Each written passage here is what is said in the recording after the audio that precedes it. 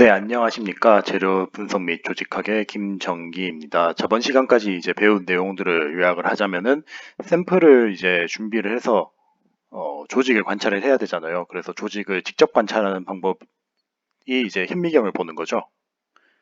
그래서 그 현미경 관찰법들이 이제 광학 현미경 그리고 전자 현미경이 있었고, 그 전자 현미경 안에도 이제 주사 전자 현미경이 있고, 그리고 투과전자 현미경이 있었습니다. 그래서 아이고, 투경이란다.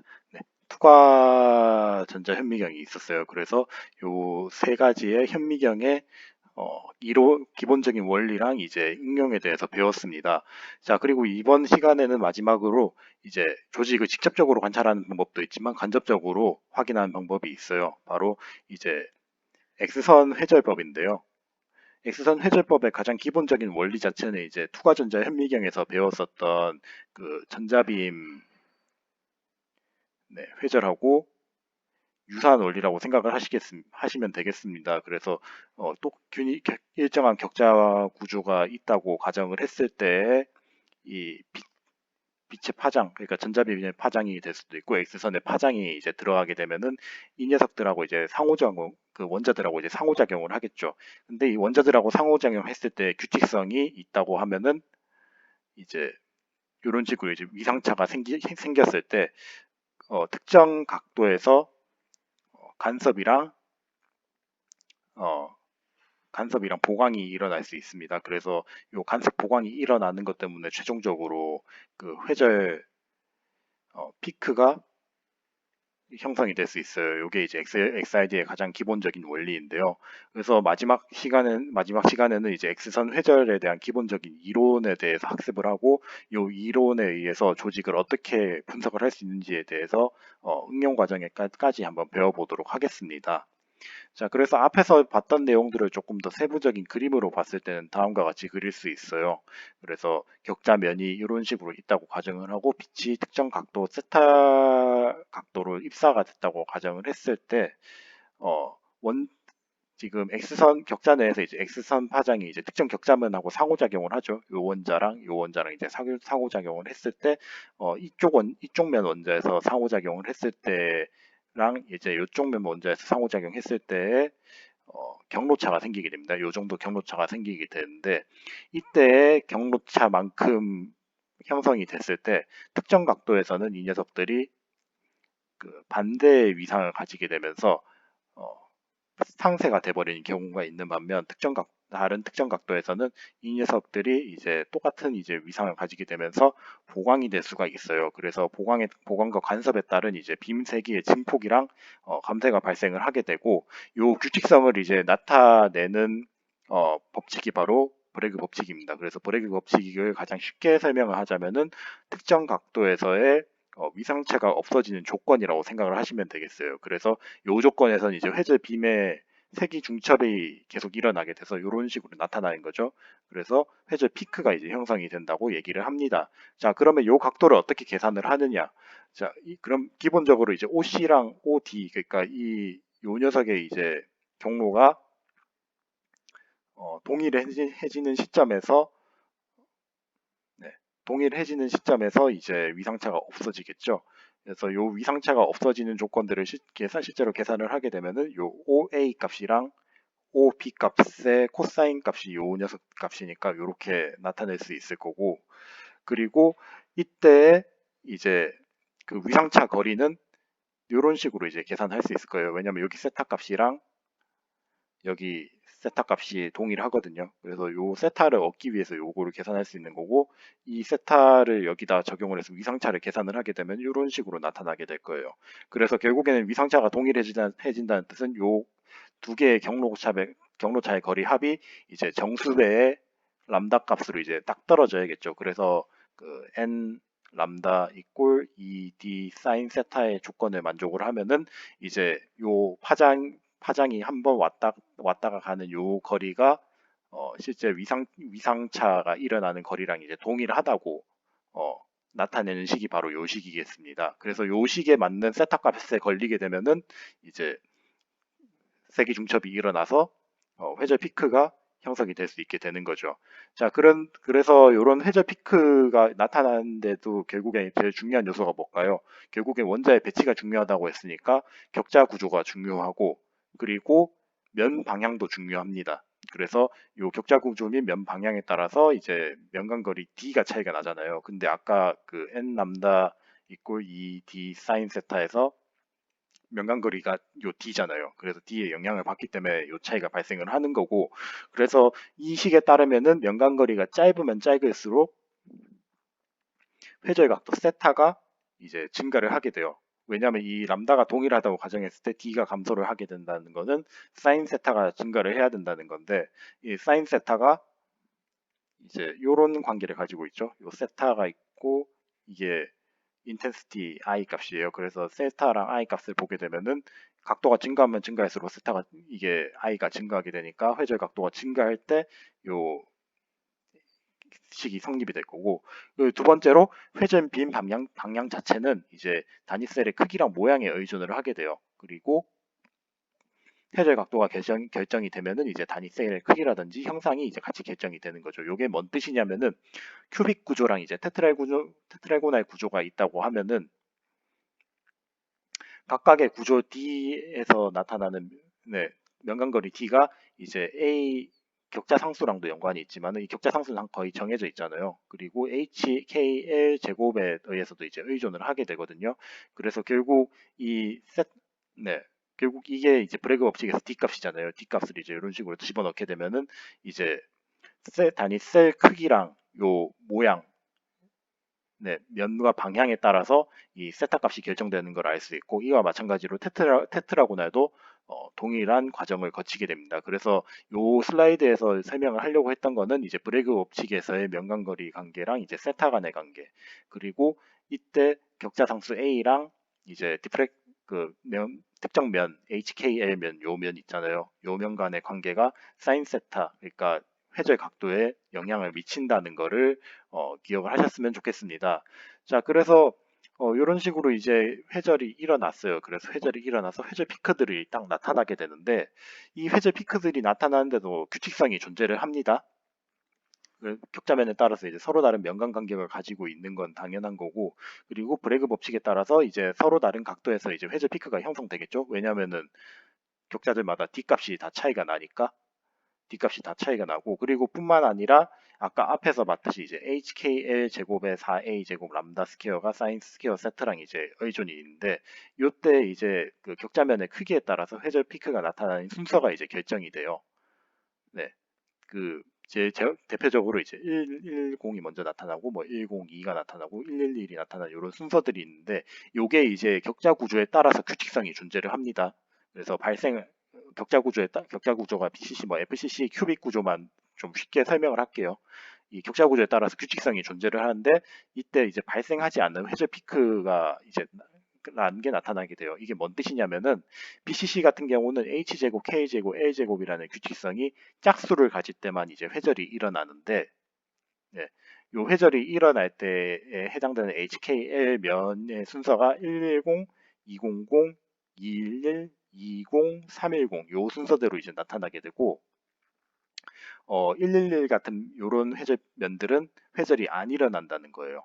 네, 이게 이제 BCC에서의 그 회절면이 나타나는 순서라고 보시면 되겠고 다음으로 FCC 같은 경우는 H제곱, K제곱, L제곱이 3, 4, 8, 11, 12 요런 이제 그 관계식을 가지고 있어요. 그래서 요 관계식에 의하면은 이제 나타나는 회절면이 111, 200, 20, 311, 22 요런 면이 이제 회절이 일어나는 면이 됩니다. 그래서 요 면들 간의 관계를 보시면 아시겠지만 일단 H제곱, K제곱, L제곱이 낮은 데서 높은 데로 가는 순서대로 이제 회절 피크가 나타난다는 사실을 여기서도 볼 수 있고 그리고 BCC에서는 회절 피크가 나타나는 면이 FCC에서는 안 나타날 수도 있다. 그리고 FCC에서 회절이 나타나더라도 BCC에서는 안 나타날 수 있다는 거에 대해서 꼭 기억을 하셔야 되겠습니다. 그래서 이런 규칙성 같은 경우는 아마 여러분들이 X선 쪽을 조금 더 세부적으로 공부를 하면은 이 규칙성이 왜 나타나는지에 대해서도 배우게 될 건데, 지금은 이제 분석 스킬에 대해서 주로 설명을 드리는 거니까 이런 규칙성을 가지고 있다 정도만 알고 넘어가시면 되겠습니다.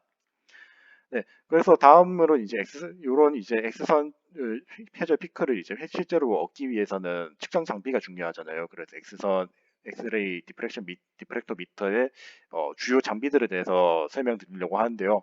일단 첫 번째로 XID 분석에서 제일 중요한 거는 당연히 X선일 거예요. 근데 X선이 항상 이제 일정한 람다 값을 가지고 쭉 나가줘야 되거든요. 그래서 X선 소스가 이제 가지고 있는 역할이 상당히 중요합니다.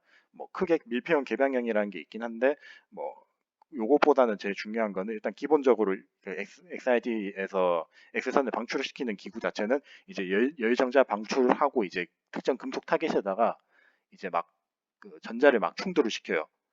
전자를 충돌을 시키게 되면 이제 그 저번에 샘 배울 때도 배웠지만은 이제 특정 에너지 금속에서 이제 특정 전자들도 이제 방출이 되지만 또 뭐가 방출이 돼요? 전자가 들떴다가 내려가면서 X선이 방출이 되죠. X선 중에서 아마 여러분들이 캐릭터리스틱 엑스레이라고 어, 학습을 했었을 겁니다. 그래서 요 X선이 방출이 되는데 어, 이 X선이 방출이 될 때 중요한 요소들이 크게 한 세 가지 정도가 있어요. 일단 첫 번째로 이제 X선이 이제 특정한 방향으로 쭉 그 조절이 돼서 나가야 되니까 이제 전기장을 작용해서 이제 타겟에 전자가 집중되도록 유도를 하는 게 첫 번째고, 두 번째로 이제 전체 에너지, 이게 전자가 이렇게 충돌을 한다고 하더라도 대부분은 이제 열 에너지로 빠져나가요. 열 에너지로 빠져나가고 0.1%의 에너지만 이제 X선으로 변환돼서 나와요. 상당히 작은 값이죠. 그렇기 때문에 이제 열 에너지가 엄청나기 때문에 여기가 굉장히 뜨거워집니다. 그래서 여기서 보시다시피 이제 쿨링 워터 시스템이 잘 작동을 해야 되고, 그리고 마지막으로 이제 여기서 이제 가속하는 전압들을 조절할 수 있겠죠. 요 전압의 크기에 따라서 이제 X선 발생에 이제 차이가 발생을 해서 앞에서 이제 제가 캐릭터리스틱 엑스레이만 얘기를 했는데, 아마 그림을 자세하게 보시면 이제 컨티뉴어스 엑스레이라는 얘기도 나왔을 거예요. 그래서 요 두 가지의 X선이 동시에 나오게 됩니다. 그래서 실제로 이제 X선이 나타나는 그 패턴을 보게 되면은 이런 식으로 이제 그 X선이 나타나게 돼요. 그래서 맨 밑에 이제 그 컨티뉴어스 엑스레이 그에 대한 값이 나오게 되고, 이제 특정 전자 껍질에서 전자가 들떴다가 이제 떨어지게 되면은 요 껍질만큼의 에너지만 나오겠죠. 네, 요 특정 정해져 있는 에너지들은 이런 식으로 이제 캐릭터리스틱 엑스레이로 나오게 되는 겁니다. 그래서 두 가지의 차이를 말씀을 드리자면은, 이제 첫 번째로 컨티뉴어스 엑스레이 같은 경우는 전자가 이제 가속했다가 이제 타겟에 충돌하게 되면은 운동 에너지겠죠. 네, 운동 에너지 잃으면서 운동 에너지를 잃는데 이 잃는 정도가 연속적일 겁니다. 그래서 뭐 물론 이제 통계학적으로 제일 많이 이제 떨어지는 에너지 영역대는 있긴 하지만, 그 이게 어떤 전자들은 상대적으로 에너지를 덜 잃을 수도 있고 어떤 전자들은 에너지를 더 잃을 수도 있어요. 그래서 그 운동 에너지 잃으면서 연속적인 파장에 전자기파가 발생되는 영역이고, 그리고 캐릭터리스틱 스펙트럼 같은 경우는 아까 전에 얘기했듯이 특정 가속 전압 이상에서 이제 전자 껍질에 위치한 전자들이 이제 들떴다가 내려가면서 고유한 파장에 이제 X선이 발생하는 영역이라고 보시면 되겠습니다.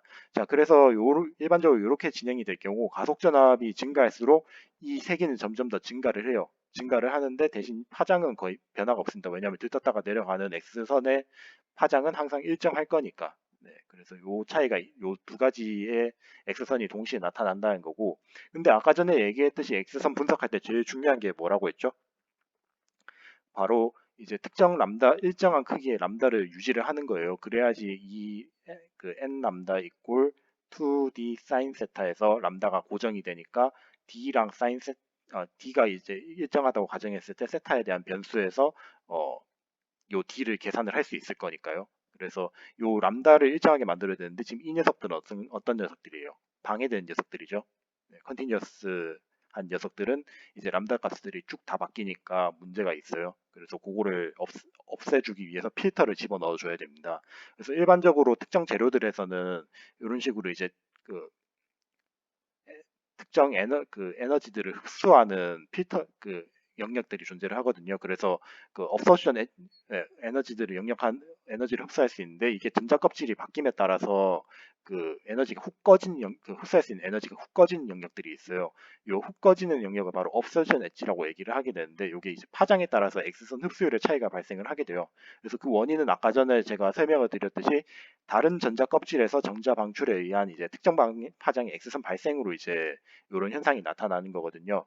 그래서 이런 업소션 엣지를 잘 활용하게 되면 어떻게 해석이 가능해지냐면요. 네, 이런 식으로 이제 업소션 엣지를 딱 집어넣어요. 네, 제가 색깔을 바꿔서 이제 설명드리겠습니다. 그래서 이런 식으로 이제 그 업소션 엣지를 가지는 재료를 집어넣어요. 이렇게 되면은 자, 요 녀석 밑에 있는 녀석들은 다 이쪽에 얘네한테 다 흡수돼 버리니까 없어지겠죠. 근데 이제 K 알파 같은 경우는 인텐시티가 워낙 강하니까 이 녀석만 살아남아서 이제 X선 분석에 사용을 할 수 있게 되는 거죠. 그러면 람다가 거의 일정하니까 2D n 람다 이퀄 2D 사인 세타에서 람다가 고정이 될 수 있겠죠.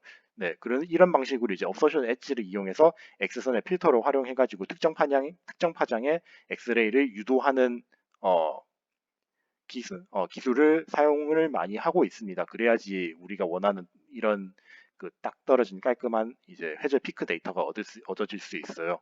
네. 그리고 두 번째로 이제 그 람다 값이 항상 일정해야 되잖아요. 람다 값이 항상 일정하게 들어가고 요 반사된 디텍터도 항상 그 2세트, 2세타 관계를 이제 가지고 있어야 되거든요. 이게 무슨 뜻이냐면은 이제 입사가 이런 식으로 됐어요. 입사가 이런 식으로 되게 되면은 자, 세타가 있고 여기도 이제 세타잖아요. 그러면 결국엔 값이 2세타가 돼야겠죠. 요 관계를 유지하면서 디텍터가 딱 이거를 측정할 수 있는 영역이 있습니다. 요걸 만족시키는 서클을 이제 고니어미터 서클이라고 얘기를 하는데 이 고니어미터 서클이 왜 중요하냐면은 이제 우리가 X선을 일직선으로 막 쏜다고 가정을 하더라도 실제로 이제 X선이 닿는 그 면적은 샘플에 이렇게 닿아요. 이렇게 닿고 이제 이게 포커스가 맞는 영역들이 존재를 하겠죠. 이 녀석들이 반사가 돼서 회절이 돼서 돌아가면은 그러면은 이게 빛이 한 점에서 모인 거랑 한 점에서 모이지 않은 경우는 결과값이 또 완전히 차이가 날 겁니다. 그래서 될 수 있으면은 한 점에서 모이는 영역에다가 이제 디텍터를 갖다 놔야 될 거예요. 그래서 이 고니어미터 서클이라는 개념 자체가 이제 X선이 모일 수 있는 접점원을 가정을 하고 요 공면에 이제 X선 발생원을 위치를 하고 플러스 디텍터도 네, 함께 위치를 하게 됩니다. 그래서 시료로부터 해줘야 되는 해저에서는 항상 이제 요 접점원 위에 예, 슬릿에 이제 집중이 되고요. 그리고 요 반경을 항상 유지를 해야지 우리가 원하는 이제 점에서 A 데이터를 획득을 할 수 있습니다. 그래서 여기서 중요한 점은 이제 시료도 항상 그 샘플 홀더에 넣어가지고 표면이 요 중심에 오게 해야 돼요. 그래서 대부분의 홀더 같은 경우는 이런 식으로 쭉 파져 있거든요. 파져 있어서 항상 요 높이가 요렇게 이제 맞아야 돼요. 근데 샘플 높이가 낮거나 높은 경우가 생기겠죠. 이 낮거나 높은 경우가 생기면 이 중심에 위치하지 못하니까 이제 오차가 발생을 할 수 있게 됩니다. 그래서 샘플 홀더의 위아래로 시료 표면이 튀어나오는 경우는 그 정확한 XID 측정이 불가능해요. 그래서 항상 요 시료는 샘플 홀더의 그 표면에 딱 맞게 위치를 해야 된다는 점 먼저 기억을 해주시고요. 나중에 요건 이제 샘플 준비할 때 주의사항에서 한 번 더 강조를 드리도록 하겠습니다. 그리고 네, 시료면이 이제 입사하는 각도와 회전 피크 각도는 항상 1대2가 된다는 거. 그래서 요 색깔을 바꿔서 또 설명을 드리자면은 그 이유는 입사가 이런 식으로 세타로 되잖아요. 세타로 되고 여기가 평면 기준으로 세타가 된 시점에서 회절도 똑같이 이제 세타가 되기 때문에 이제 세타 대 투 세타가 돼서 1대2가 되는 겁니다. 그래서 요 고니어 미터가 이제 XID 분석에 있어서 상당히 중요한 개념이라는 거에 대해서 여러분들이 좀 이해를 하셨으면 좋겠어요. 그리고 마지막으로 이제 그 고니어 미터에서 그 X선 신호를 받았으면은 그 신호를 검출을 해야겠죠. 네, 그 검출을 할 때 주로 어떤 작용을 이제 응용을 하냐면요. 이제 이 에너지 자체가 굉장히 높아요. 에너지 자체가 굉장히 높다 보니까 어 X선에 의해서 이 내부에 이제 신호 검출기가 이제 이온화가 될 수 있도록 해가지고 그 이온화된 정도 가지고 이제 신호를 많이 검출을 합니다. 뭐 고체 이온화, 기체 이온화 작용 뭐 이런 것들이 있긴 한데 그거는 그렇게 중요하진 않고요. 제일 중요한 거는 이온화에 의한 신호 세기 자체가 이제 결국엔 X선 에너지 크기에 비례를 한다는 거예요. 그래서 그 회절 피크에서 요 강도들 있잖아요. 요 강도가 어떤 의미냐면은 회절된 X선 신호의 그 강도라고 생각하시면 되고 요 신호가 강할수록 이 회절 피크의 높이가 더 커진다는 거를 아시면 되겠습니다. 그리고 물론 이런 식으로 이제 이온화가 되면 당연히 이 이온화 도중에도 열이 계속 발생을 하겠죠. 그래서 요거 냉각시킨 거 굉장히 중요합니다. 왜냐하면 이 디텍터의 온도도 요 회절 피크 결과물에 영향을 미치기 때문이에요. 그래서 요런 요런 식으로 이제 데이터를 얻을 수 있다는 점에 대해서 기억을 하시면 좋겠고, 그리고 마지막으로 기본적으로 이제 X선 사용할 때 제일 중요한 게 뭐냐면은 X선이 방사선이 있잖아요. 방사능이 있잖아요. 방사능이 있다 보니까 이제 몸에는 굉장히 안 좋습니다. 특히나 이제 전리작용이 있다 보니까 인체에 굉장히 유해한데, 이런 방사선 피폭이 있으면은 그 피폭이 일어난다는 문제들을 좀 파악을 할 수 있어야 될 거예요. 그래서 그 기본적으로 이런 식으로 이제 차폐를 하고 X선이 나오는 곳은 항상 이제 전원을 끄고 이런 식으로 확인을 하지만은 혼자 일하는 것 자체가 굉장히 위험한 일이기 때문에 이제 크로스 체크를 위한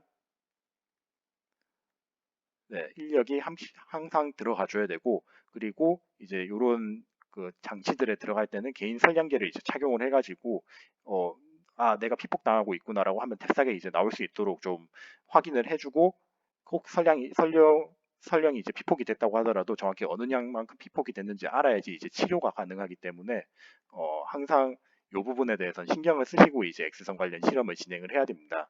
자, 그래서 첫 번째 파트에서는 이제 X선 회절 이론에 대해서 주로 설명을 드렸는데요. 요 회절에 대한 기본 원리가 브레그 법칙인데, 요 브레그 법칙이 왜 브레그 법칙의 의미에 대해서 제가 설명을 드렸었고, 요 브레그 법칙 같은 경우는 재료의 격자 구조의 영향을 상당히 많이 받는다고 했어요. 그래서 BCC라든지 FCC에서 나오는 그 회절 피크 면의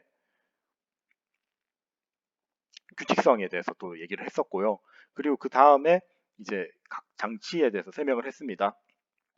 사실 뭐 검출기 같은 경우는 그렇게까지 중요하진 않았지만 회절 방출원이라든지 고니어미터에 대한 설명은 상당히 중요하게 설명을 드렸어요. 특히 이제 캐릭터리스틱 엑스레이를 어떻게 뽑아내는지에 대해서도 제가 설명을 드렸었습니다. 그래서 해당 그 X선 장치에 대한 이해는 충분한 상태에서 다음 그 X선 회절 분석에 대해서 어, 내용을 학습을 하셨으면 좋겠습니다. 그래서 다음 시간에는 이제 X선 회절 피크에 대한 기본적인 원리랑 이 회절 피크를 이용해서 재료의 조직의 어떤 부분들을 해석할 수 있는지에 대해서 한번 알아보도록 하겠습니다. 그럼 다들 고생 많으셨고 다음 시간에 뵙겠습니다.